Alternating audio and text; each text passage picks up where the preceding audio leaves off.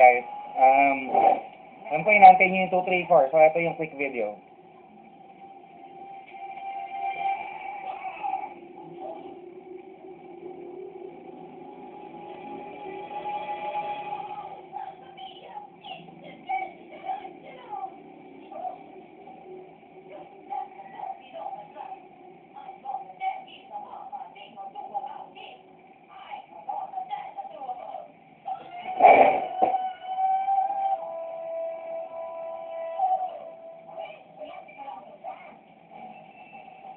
So, ayan po, single coil, the 234 build. 2mm wick, 3mm wick, tag isang strand lang. Then 4 loops bakero. 2, 3, 4. Vape on. And always remember guys, vape responsibly. Huwag pasaway pag nasa public places.